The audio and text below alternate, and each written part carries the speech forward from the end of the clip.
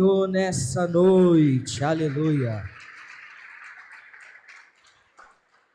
Graça e paz a todos, uma boa noite, amém? Que maravilha estarmos aqui nessa quarta-feira dos apaixonados. Eu tenho certeza que Deus vai continuar falando aos nossos corações, amém? Já é possível sentir a sua presença e eu tenho certeza que Ele tem muito mais para nós nessa noite, amém? Tem alguém que nos visita nessa noite? Faça assim com a sua mão, primeira, segunda, terceira vez. Deus te abençoe, Deus te abençoe. Você também, Jean? Obrigado pela sua presença. Que Deus abençoe. Eu sempre brinco que eu tenho dois esboços.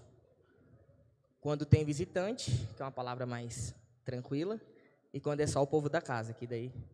Então hoje, como tem visitante, vai ser a mais light. Brincadeiras à parte, quero agradecer ao pastor Felipe sempre pela confiança, pelo carinho. Quando eu era criança, o meu pai, ele sempre pregou. Ele é um pastor também, e ele sempre agradecia. Aí um dia, eu cheguei nele, Tiago, e falei assim: pai, o senhor sempre agradece? Ele falou assim: eu sempre agradeço. Aí eu falei: por quê? Aí foi uma palavra de oferta que eu ministrei aqui há uns dias atrás. Porque a gratidão, ela abre um céu de milagres sobre nós. Aí eu olhei e falei assim: mas mesmo se a igreja for a que a gente frequenta, ele falou principalmente se for a igreja que nós frequentamos. Porque é o sinal que o pastor local, ele confia no nosso ministério. Então, muito obrigado, pastor. E eu tenho certeza que vai ser uma noite poderosa, amém? Nos minutos que nos restam, abra sua Bíblia comigo, por gentileza, no segundo livro dos Reis, capítulo de número 13. Iremos ler do versículo 15 ao versículo 19. É uma passagem que não é tão conhecida, mas o Senhor ministrou meu coração para trazer o entendimento nessa noite. Segundo livro dos Reis, capítulo 13, do versículo 15 ao 19, se tiver na versão NVI, vai ser bênção. Assim vai dizer a palavra do Senhor. E Eliseu lhe disse: traga um arco e algumas flechas. E assim ele fez. Pegue o arco com as suas mãos, disse ao rei de Israel. Quando o rei pegou, Eliseu pôs suas mãos sobre as mãos do rei. E ele lhe disse para abrir a janela que dava para o leste e atirar. O rei o fez. Então Eliseu declarou: esta é a flecha da vitória do Senhor, a flecha da vitória sobre a Síria. Você destruirá totalmente os arameus em Afeque. O versículo 18 vai dizer assim: em seguida, Eliseu mandou o rei pegar as flechas e golpear o chão. O rei golpeou o chão 3 vezes e parou. Quantas vezes? O homem de Deus ficou irado com ele e disse: você deveria ter golpeado o chão 5 ou 6 vezes. Então iria derrotar a Síria e a destruiria completamente. Mas agora você a derrotará somente 3 vezes. Esse texto, ele se passa em um dos momentos mais frágeis da história de Israel, quando a gente olha na perspectiva espiritual. Era um tempo em que o reino do norte estava completamente longe dos caminhos do Senhor. Todos nós sabemos, mas é bom a gente relembrar, quando Salomão morre, o rei, todo aquele reinado, ele é dividido em 2 partes, reino do norte e reino do sul. E esse reino do norte, ele rapidamente, a idolatria toma conta e o povo se afasta da presença do Senhor. Mas, mesmo assim, Deus levanta uma voz profética naquela região. Sabe, eu acredito que a primeira grande lição que nós podemos tirar desse texto é que, independente do tempo em que nós estivermos vivendo, Deus sempre levantará uma voz profética. Você crê nisso? Era um tempo em que o povo estava distante, era um tempo em que o povo estava longe daquilo que Deus havia dito para eles. Mesmo assim, Deus levanta uma voz profética. Nesse texto, o profeta é um homem chamado Eliseu. Diga Eliseu. Eliseu é o sucessor do profeta Elias. Ele já estava no leito de morte, já estava nos seus últimos dias de vida. O rei que procura, nessa passagem que nós lemos, é um rei chamado Joás. Ele é filho do rei Jeoacás. Quando esse rei ele procura pelo profeta, todo aquele reinado estava sendo duramente afligido pelos sírios. Era um tempo em que o povo estava com baixo poder bélico, estava com poucos soldados, poucos carros de guerra.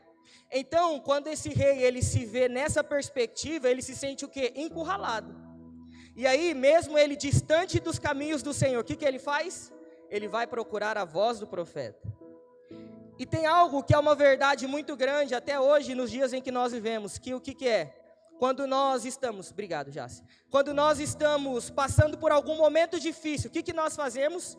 Nos voltamos aos pés do Senhor. Esse rei, mesmo ele passando por um momento de dor, de ameaça e de medo, ele vai até o profeta Eliseu, mas perceba por gentileza, ele não foi com o sentimento e a intenção de mudar o seu coração e de começar a praticar aquilo que Deus havia dito para ele praticar. Não, ele foi somente porque ele estava encurralado. Ele só foi porque ele estava preocupado, ele só foi porque tudo aquilo que estava debaixo do poder das mãos dele estava passando por um momento de muita dificuldade. Quando Joás chega até o profeta, ele percebe que o profeta está no leito de morte. Então, ele provavelmente percebe que aquela barreira de segurança no mundo espiritual que o reino do norte tinha, provavelmente estava indo embora juntamente com a morte de Eliseu. E é justamente nesse cenário que o rei recebe a profecia desse profeta. E é uma profecia que me chama muito a atenção. Por quê? Porque não foi uma profecia com palavras, foi uma profecia à base de ato profético. Como assim? Como nós lemos, esse rei chega até o profeta Eliseu, e o profeta manda que o rei pegue arcos e flechas. O profeta manda que o rei abra as janelas para o lado leste. Por quê? Porque o leste era da onde vinham os inimigos, era da onde vinham os sírios.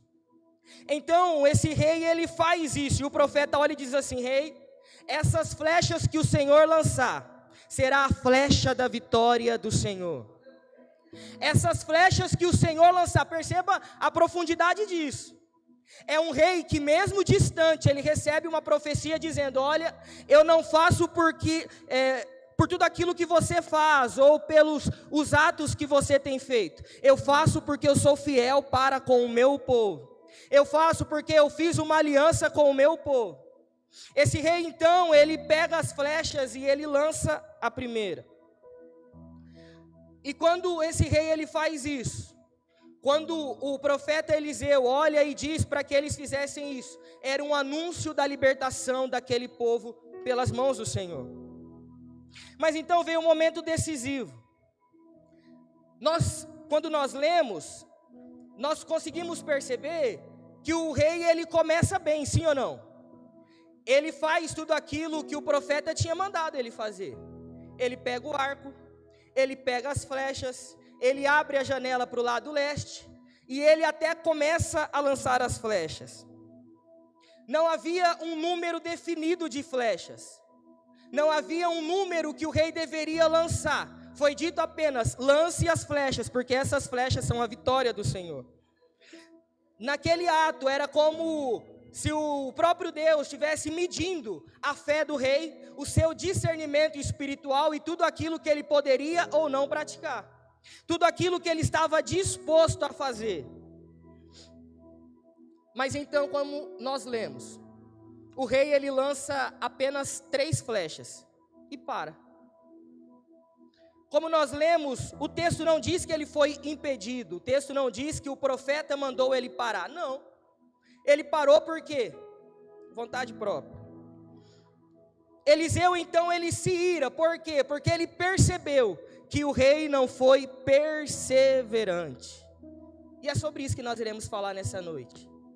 Nós devemos perseverar. Olha para quem está do seu lado, por gentileza. Diga primeiro uma boa noite, que bom que você está aqui. Agora entregue um recado de Deus para ele, diga assim: você precisa. Muda também, fala assim: eu também preciso.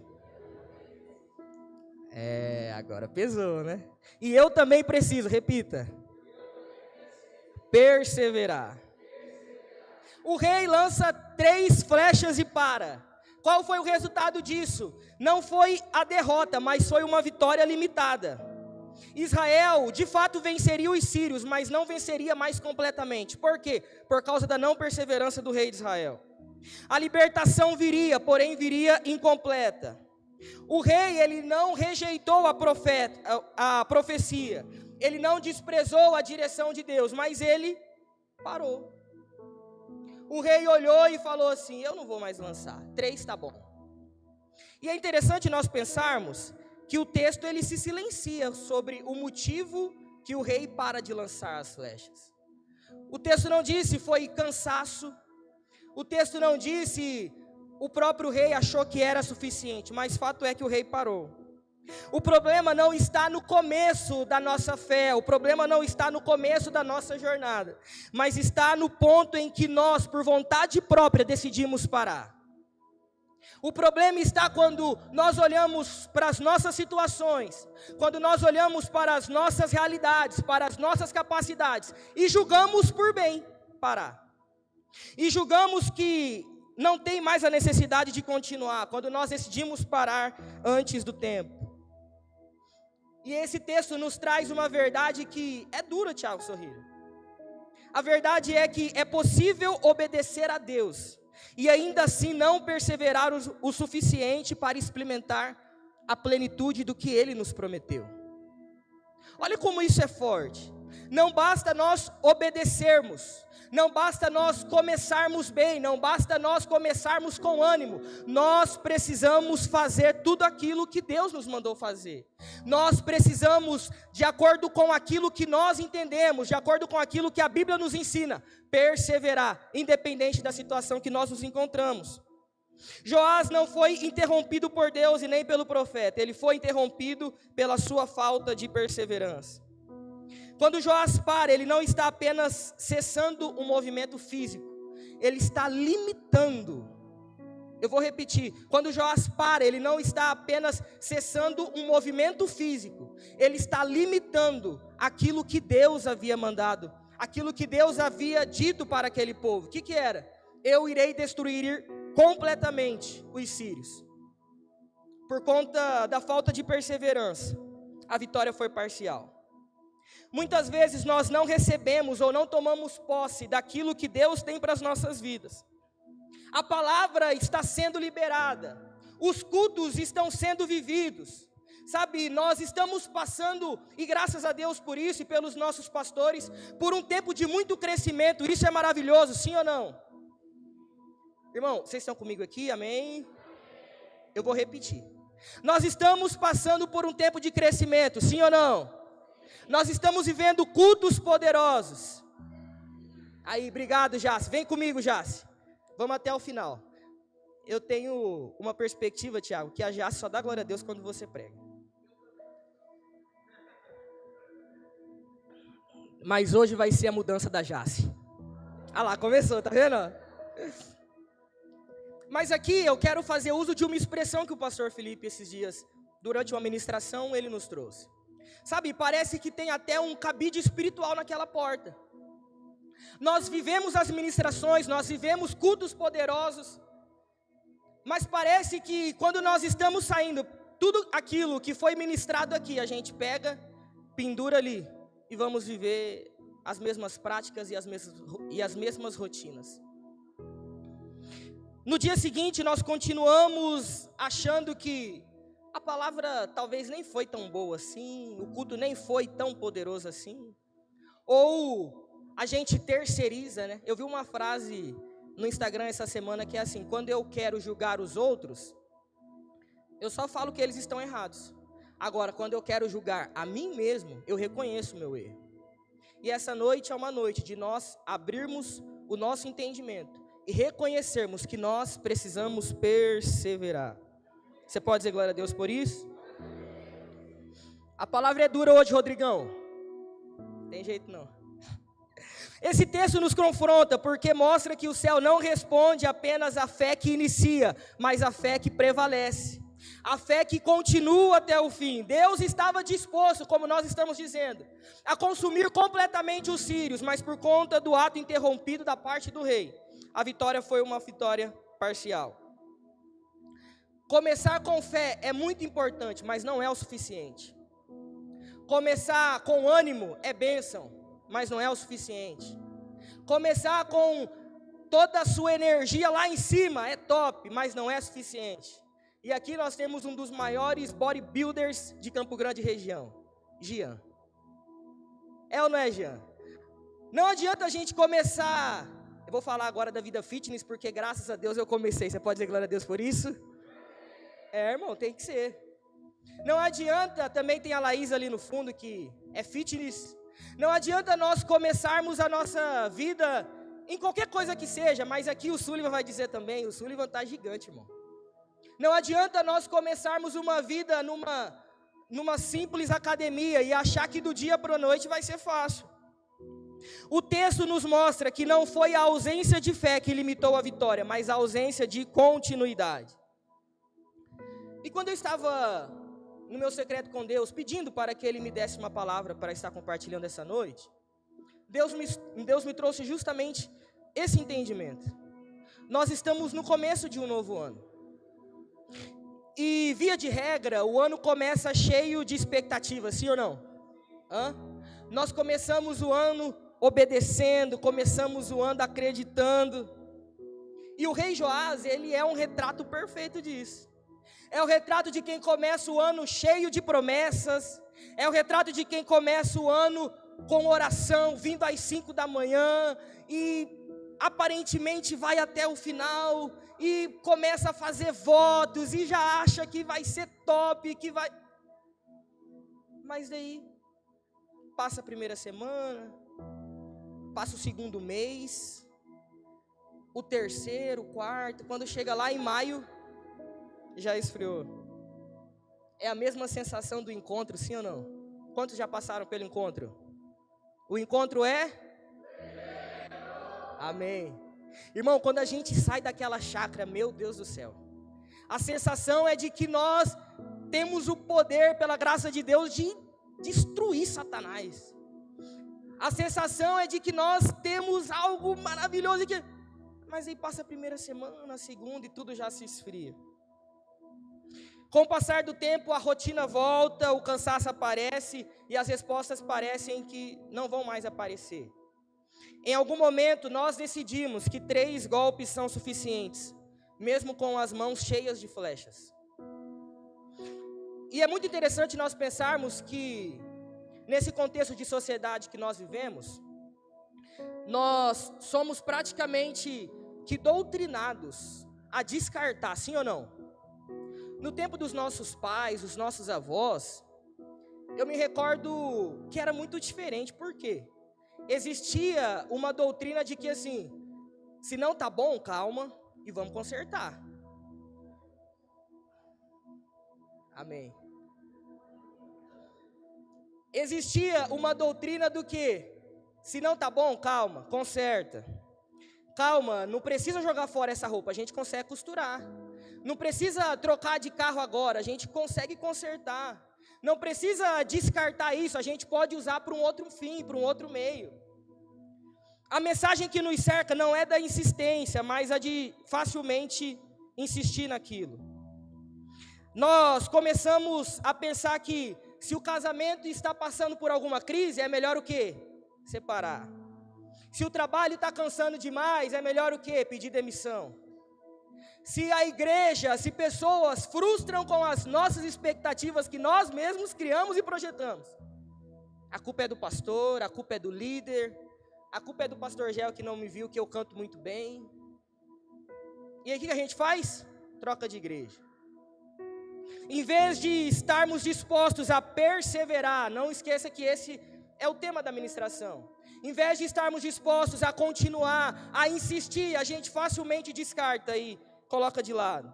Esse espírito de desistência vai sendo normalizado e sem perceber, toma posse do nosso pensamento, das nossas ações e até mesmo do nosso dia a dia. Assim como Joás, nós até começamos, mas paramos cedo demais. O problema não foi Joás ter começado, mas ter parado quando ainda havia flechas nas mãos. Olha para quem está do seu lado e diga assim: você ainda tem flecha na mão? Não, diga com força: você ainda tem flecha na mão? Então você ainda pode perseverar. Perseverar não é ignorar o cansaço. Irmão, estou sentindo a presença de Deus aqui nessa noite.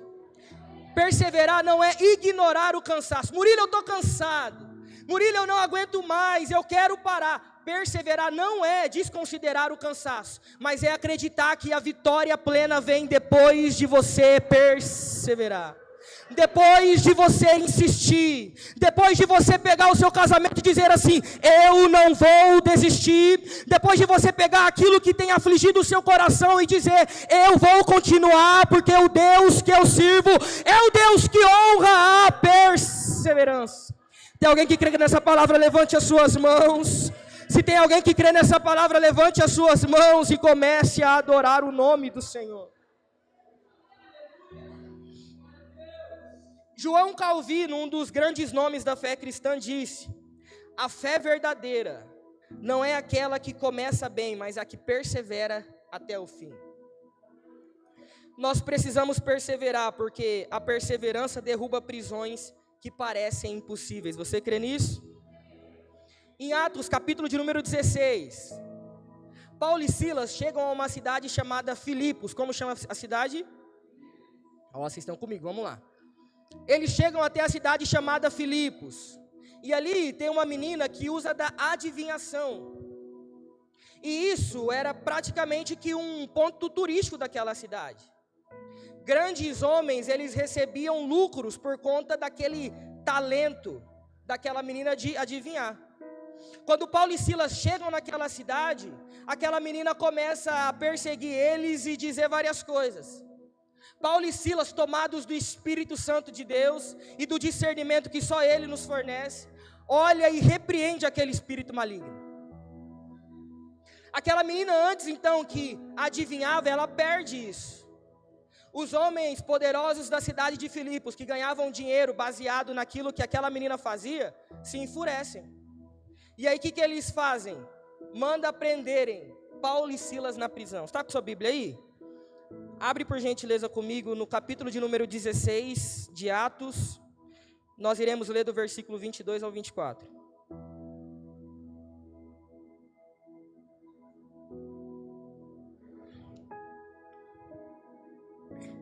Vai dizer assim: a multidão ajuntou-se contra Paulo e Silas, e os magistrados ordenaram que se lhe tirassem as roupas e fossem açoitados. Depois de serem severamente açoitados, foram lançados na prisão. O carcereiro recebeu instrução para vigiá-los com cuidado. Tendo recebido tais ordens, ele os lançou no cárcere interior e lhes prendeu os pés no tronco. O texto diz que esses homens de Deus, eles tiveram as suas roupas arrancadas. O texto diz que esses homens foram duramente açoitados, tiveram seus pés amarrados. Mas o que aqueles homens poderosos da cidade não sabiam é que aqueles que perseveram recebem o sobrenatural de Deus. O que aqueles homens não sabiam, eu não sei se você consegue imaginar, mas vamos lá comigo. Sabe o que eu penso? Eu imagino, irmão, naquela situação, um olhando para a cara do outro e dizendo mais ou menos assim: aí, a gente está açoitado, a gente está preso, mas a gente não pode parar de perseverar.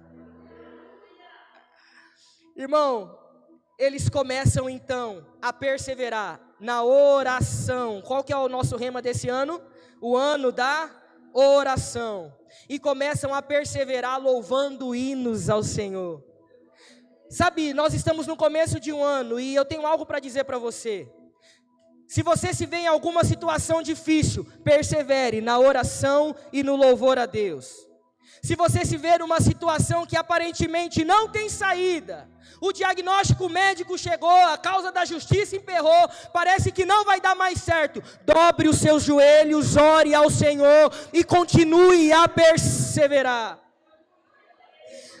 Parece que não tem mais jeito, parece que está difícil, continue orando e adorando ao Senhor. Sabe por quê? Olha o que vai dizer o versículo de número 25. Por volta da meia-noite, Paulo e Silas estavam orando e cantando hinos a Deus. Os outros presos os ouviam. De repente, Houve um terremoto tão violento que os alicerces da prisão foram abalados. Imediatamente todas as portas se abriram e as correntes que os prendiam se soltaram. Eu estou aqui para dizer para você nessa noite que independente da situação que você se encontra, existe poder na perseverança, existe poder na oração, existe poder no louvor a Deus, porque a perseverança é capaz de derrubar prisões que estão nos acorrentando, de quebrar cadeias, de quebrar correntes que estão nos aprisionando no lugar onde nós estamos. A sua perseverança nesse ano de 2026 não pode se basear e depender de conforto, não. A sua perseverança não pode depender de condições favoráveis, pois em muitos momentos, eu não sei se você já parou para pensar nisso esse ano de 2026, mas você vai passar por problemas. Não é uma profecia negativa, não. É apenas fato, irmão. São 365 dias. Se você não tiver nenhum problema, a gente vai orar para você ter pelo menos um. É normal. Mas o que você não pode esquecer é que quando você estiver passando por um momento difícil, você precisa continuar a perseverar. Você pode dizer glória a Deus por isso? Nós devemos perseverar, mesmo que ainda não estejamos vendo o sobrenatural. E aqui a gente já caminha para o final. No livro de Jó, capítulo de número 14, esse homem ele está dialogando com Deus. A Bíblia diz que esse homem já tinha passado por vários problemas. A história você sabe tanto quanto eu. Era um homem que estava passando por um luto coletivo, tinha perdido os seus bens financeiros, era um caos. A esposa dele olhou para ele e disse assim: amaldiçoa esse teu Deus e morre. Porém, no capítulo 14, Jó está dialogando com Deus. Até que ele olha e ele diz algo. Ele diz assim: porque há esperança para a árvore, mesmo que ela esteja cortada, ao cheiro das águas ela florescerá. Jó tinha perdido tudo, aos olhos humanos tudo parecia que tinha se acabado, sim ou não? Mesmo assim ele consegue enxergar além. Ele consegue ver a possibilidade de vida mesmo depois do corte da árvore. E perceba por gentileza, a árvore estava reduzida somente ao tronco. A árvore não tinha vida, a árvore não tinha frutos, não tinha plantas, não tinha folhas. Mas Jó olha e diz assim: ao cheiro das águas, a árvore florescerá. Perceba que a árvore ainda não tinha chegado às águas. As raízes da árvore ainda não tinham chegado às águas. Provavelmente o tronco da árvore ainda não tinha visualizado as águas. Mas Jó diz e afirma que ao cheiro das águas ela florescerá. O que nós precisamos entender é que Deus não te abandonou. Você pode levantar as suas mãos nessa noite? Será que você pode levantar a sua mão e dizer com força para o inferno escutar: Deus não me abandonou? Não diga com mais força: Deus não me abandonou. Apenas um sinal, um sopro, uma palavra, uma presença é possível para que Deus faça você florescer novamente, faça você brotar novamente. Tem alguém que crê nessa palavra? Levante as suas mãos e adore ao nome do Senhor. Ele se faz presente nesse lugar. Jó nos ensina que para quem persevera, o fim nunca é definitivo. O cheiro das águas anuncia que existe uma segunda chance, que existe um recomeço, que existe restauração.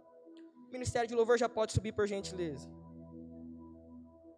Existe a possibilidade de restauração para aqueles que decidem perseverar.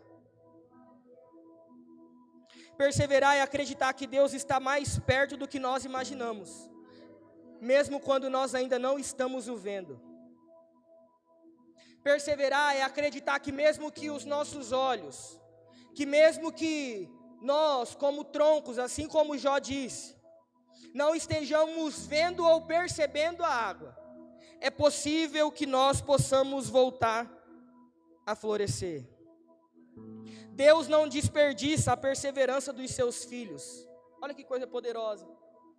E aqui eu me recordo da ministração do pastor no domingo passado, quando ele olha e diz assim, que Deus ele não desperdiça as lágrimas que nós derramamos. Deus ele não desperdiça aquilo que nós derramamos, oferecemos e entregamos a Ele no pé do altar. Não. Assim também é como a perseverança. Quando não tiver forças, apegue-se aos detalhes. Quando não tiver mais uma perspectiva, quando não tiver mais esperança, se apegue ao Deus que é capaz de te fazer florescer, mesmo quando o tronco está cortado. Você crê nisso?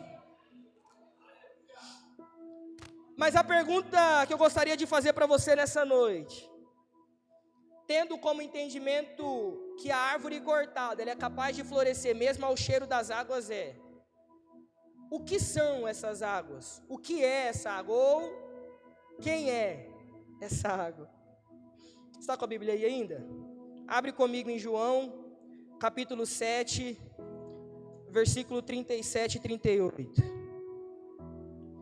Quem são essas águas? O que é essa água? João capítulo 7, versículo 37 e 38 vai nos responder dizendo assim: no último e mais importante dia da festa, Jesus levantou-se e disse em alta voz: se alguém tem sede, venha a mim e beba.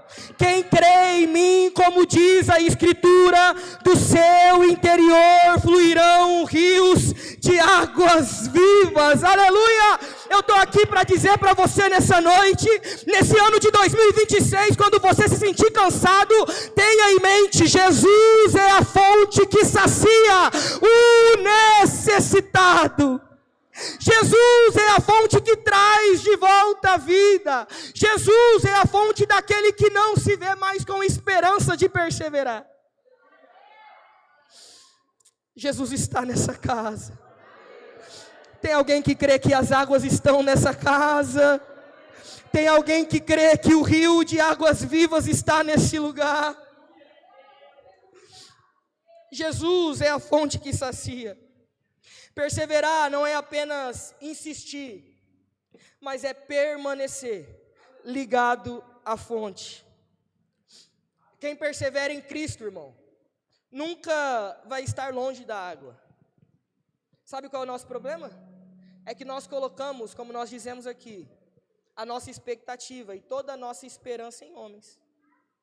Agora, quando nós colocamos a nossa expectativa em Deus, quando nós decidimos perseverar naquilo que Ele nos ensina, aí as coisas mudam e nós conseguimos acessar tudo aquilo que Ele tem para as nossas vidas. Você crê nisso? Nesse ano de 2026, persevere. Você pode dizer isso para quem está do seu lado? Em 2026, persevere. E quando você estiver sem forças para perseverar, se apegue a Cristo. Se apegue àquele que diz: eu sou a água viva. Venha em mim, venha até mim e beba.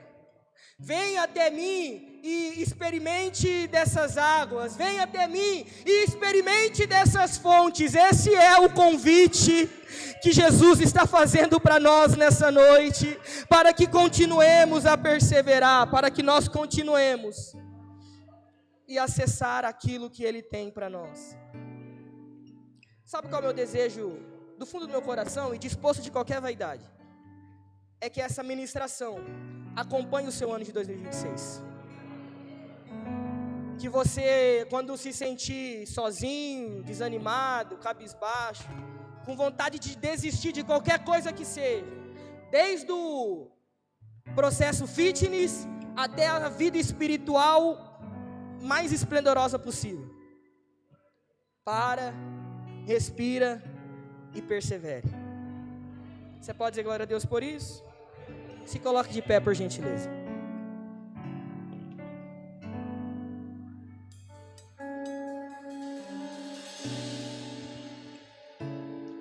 Essa mensagem hoje traz bálsamo para os nossos corações. Essa mensagem hoje traz esperança para os nossos corações. Essa mensagem de hoje, ela anuncia que existe esperança. Essa mensagem de hoje nos traz o entendimento de que nós precisamos perseverar até o fim. Murilo, baseado no que você diz isso? Mateus capítulo 24, do versículo 10 ao versículo 13. Naquele tempo muitos ficarão escandalizados, trairão e odiarão uns aos outros, e numerosos falsos profetas surgirão e enganarão a muitos. Devido ao aumento da maldade, o amor de muitos esfriará. Mas o versículo 13 vai dizer assim: mas aquele que perseverar até o fim, não, vou repetir isso daqui, mas aquele que perseverar até o fim, receberá a coroa da vida, e será salvo, e será salvo. Levante as suas mãos nessa noite. Existe um renovo da parte do Senhor para você, existe um renovo para sua casa, para sua família. Não pare de perseverar, não pare de perseverar, porque Ele é poderoso, Ele é poderoso. Ainda tem flechas na mão, não pare de lançar. Ainda tem flechas na mão, não pare de lançar. Mas eu estou preso, cativo, fui açoitado a noite inteira. Não pare de perseverar na oração e no louvor a Deus. Mas hoje eu estou como tronco cortado. Eu estou sem flores, sem frutos, sem plantas, ao cheiro das águas. Voltará a florescer. Feche os teus olhos nessa noite, levante as suas mãos e oremos ao Senhor.